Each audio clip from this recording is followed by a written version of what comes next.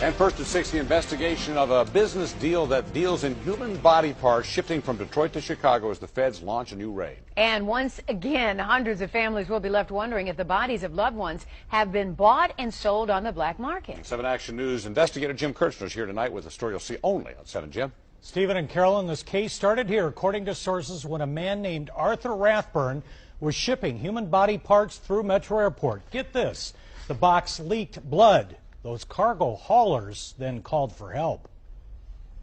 Why were you stockpiling hundreds of human body parts here, sir? That's Art Rathburn. And remember his business 13 months ago? For 2 days, federal investigators dressed in hazmat suits removed body parts of 1,000 different people. Arms, legs, heads cut up and kept on ice, not embalmed, so they would be fresh for the black market. Today, the rundown warehouse on Detroit's east side is shuttered and up for sale. Sources say Rathburn's seized records led them to the Chicago area today, a business called Biological Resource Center in Rosemont. It's difficult to see from the outside, but sources say the hazmat suits and raid are underway on the 6th floor of this office building.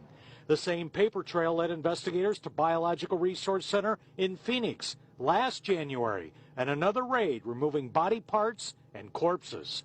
There were also ties to similar businesses in Las Vegas. Since these dealt directly with the public, families were left without answers. Julie donated her husband Steve's body and was promised his cremated remains back in a month. Confused and angry. We thought this was going to be doing some good. That it doesn't sound like it is. What do you say to all those families who had no idea their loved ones were in here? Michigan pulled Art Rathburn's license last year after our reporting, even though they were told about his problems 2 years before. You can go find out what the heck he is doing, and that wasn't done. Right? Did we do something 2 years ago? No, we didn't. Are we doing an investigation now? Yes, we are. Are you worried about going to prison? Now, no one has been charged by the feds yet. There are actually 2 locations involved in this raid going on right now in the Chicago area.